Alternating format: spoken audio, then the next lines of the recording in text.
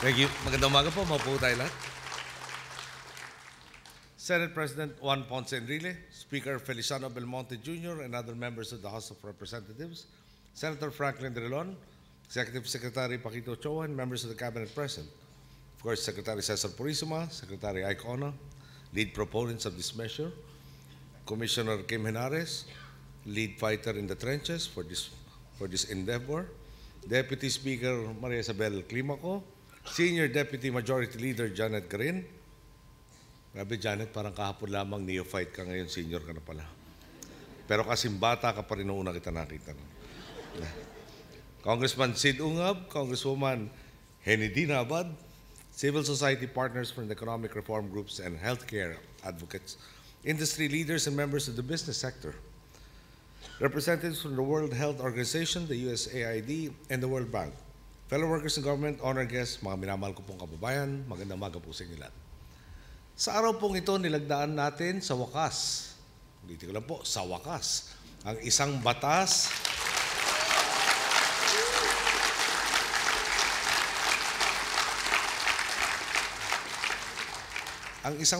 na magsisilbing maagang pamasko sa milyong-milyong Pilipino. Mga Pilipinong masasaklaw sa abot kamay ng Universal Healthcare Program. Mga Pilipinong makikinabang sa mga bagong klinika at ospital na mapopondohan at may papatayo. Mga Pilipinong maililihis sa bisyo ng paninigarilyo at labis sa pag-inom. Batas na po ang ipinaglaban nating Sin Tax Reform Act. Malinaw po ang batayang prinsipyo ng batas na ito. Hangad nating gawing abot kamay para sa lahat ang benepisyong pangkalusugan. Mayaman man o mahirap, sagrado po kasi ang buhay ng Pilipino. Iaangat natin ang kalidad ng pampublikong kalusugan ng ating bansa. Ito ang susi sa isang sambayanang masiglang, mapapakinabangan ang mga pagkakataong bubukas ngayong umaangat na ang ekonomiya ng ating bayan. Hangad din natin gawing patas ang laban sa industriya ng tabako. Hindi makatarungan po na iba-iba ang buwis ng mga produktong pare-pareho. Itinatama natin ito. Sa mga susunod na taon, magiging pantay na ang mga buwis na magbubukas din ng pinto sa pagsigla ng kompetisyon sa industriya at pag-iwas sa monopolya. Lilinawin ko rin lang po sa mga magsasakang nabulungan ng agam-agam ng ilang sektor na kontra sa batas na ito. Wala po kayong dapat ikabahala.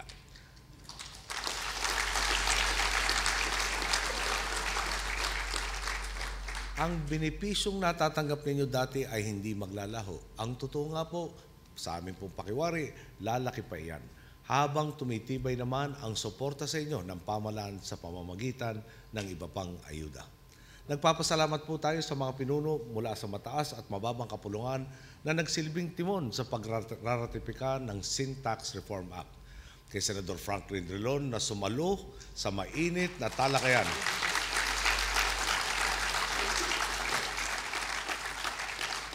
Bilang chair ng Senate Ways and Means Committee, kina House Speaker Sonny Belmonte at Majority Floor Leader Boyet Gonzales, na sunod-sunod rin ang ipinapakitang katibayan ng pamumunog may integridad.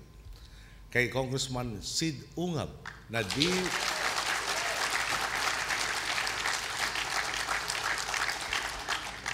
di matatawaran ang ipinakitang husay bilang chair ng House Senate Ways and Means House Ways and Means Committee. Mukhang napagod na po ang ating mga writer. Mamaya may lecture tayo.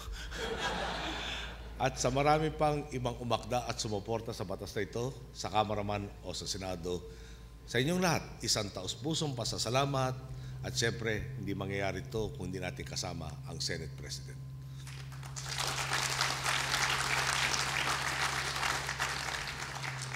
Maraming salamat din kina Secretary Ike Ona ng DOH.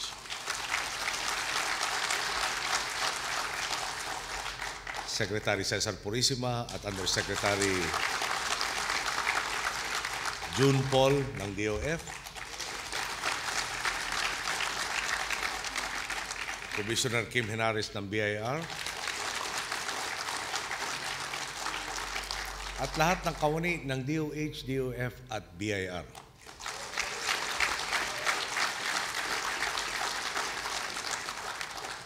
Pinatunayan ninyo na sa patuloy na pagbabalikatan sa pagitan ng iba't ibang sangay ng gobyerno, dire-diretso na ang pag-arangkada natin tungo sa isang lipunang patas, makatarungan at progresibo.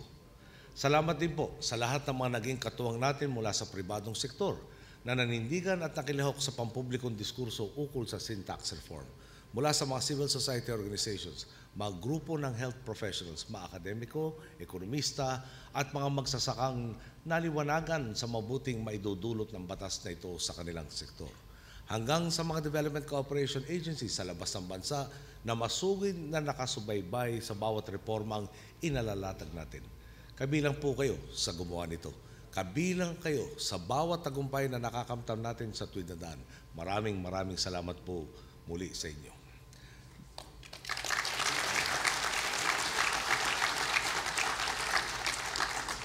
Paalala lang po, lahat ng mga pinuri ko kanina, pinatunayan ninyong galing nyo. Marami pa ako ipapakiusap sa inyo. Sana ho'y lalo pa kayo sumigla sa lahat ng mga ipapasa nating problema sa inyo. Batid po natin ang matagal na pakikipagsapalaran ng maraming sektor para sa sin tax reform. 1997 pa po nang unang ihain ang ganitong klaseng panukala sa Kongreso. Halos 16 na mahabang taon kung kailan pinagdebatihan, binusisi at kung minsan halos isinantabi ang isang panukalang batas na magliligtas sa buhay ng mga Pilipino. Marami nag-isip na imposibleng maipasa ang sin tax reform bill. Malakas ang kalaban, maingay, organisado at malalim ang bulsa ng mga kumukontra. Pero gaya po ng paulit-ulit natin napatunayan, walang imposible sa Pilipinong sumasagwan sa iisang direksyon. Nasa tamang lugar ang puso at handang manindigan para sa kanyang mga prinsipyo.